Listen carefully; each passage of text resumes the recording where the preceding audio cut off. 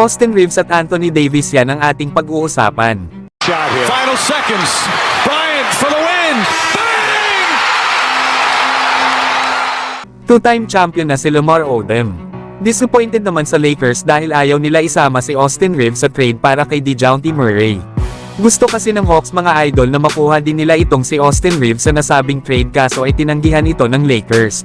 Marahil ay ayaw ito ibigay ng purple and gold, lalo at malapit na ring magretiro itong si LeBron. Kaya naman ay kailangan nila ng katulad ni Austin Reeves na maaasahan bilang playmaker at scorer.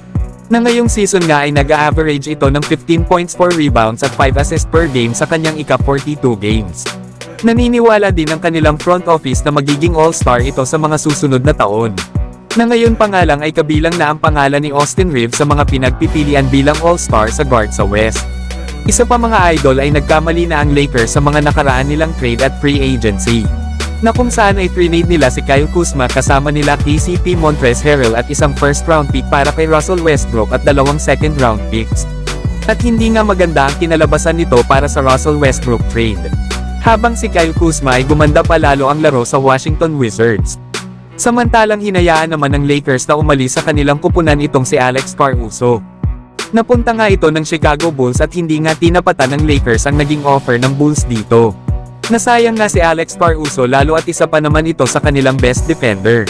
Isa nga din itong athletic playmaker at kaya din itong umambag sa kanilang opensa.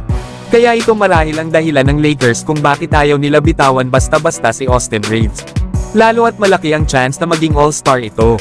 Isa pa ay kailangan ni Anthony Davis ng maaasahang kasama kapag nagretiro na itong si LeBron sa NBA. Magaling naman itong si DeJounte Murray lalo at 27 years old pa lang ito. Pangalawa nga ito sa best player ng kanilang kupunan sa likod ni Trae Young. Na may average nga ito ngayong season ng 21 points, 4 rebounds at 4 assists na may 38% naman beyond the arc.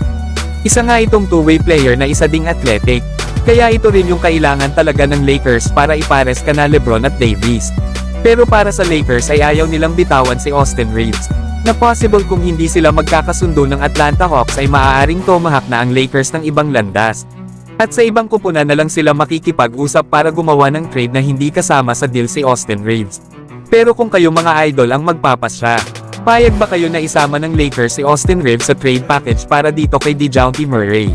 Samantalang kaya pala maganda ang laro ng Lakers, ay ito nga ang ibinahagi ni Anthony Davis. Pinuri nga nito ang magandang pasahan ng kanilang kupunan sa naging panalo nila kahapon laban sa Dallas Mavericks. Ayon pa kay Anthony Davis na kapag sinishare nila ang basketball o yung bola, ay may maganda nga daw na nangyayari. Sinusubukan nga daw nilang gumawa ng mga tamang plays. Tinitingnan nga daw nila kung sino yung open at hinahanap daw talaga nila ito. Kaya naman ay confident daw ang kanilang mga players na gumawa ng kanilang mga tira. Ibinahagi nga rin ni Anthony Davis kung papaano nila nilimitahan ang mga shooter ng Dallas Mavericks na sila Tim Hardaway Jr., Kyrie Irving at Luka Doncic. Lalo at alam daw nila kung ano ang kayang gawin ng isang Luka. Ang ginawa daw kasi ng Lakers ay pinahirapan daw nila ang mga ito sa depensa. Sinigurado daw ng Lakers na magiging mahirap ang gagawing tira nila Hardaway, Kyrie at Luka Doncic. Na-contested nga daw ang mga tira ng nasabing tatlong players. Yan nga mga idol ang mga sinabi ni Anthony Davis kung bakit nagawa ng Lakers na manalo laban sa Dallas kahapon.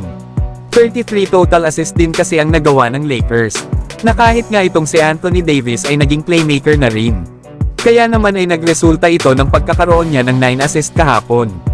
Kaya kung magpapatuloy ang ganitong performance ng Lakers, ay magsusunod-sunod talaga ang kanilang panalo.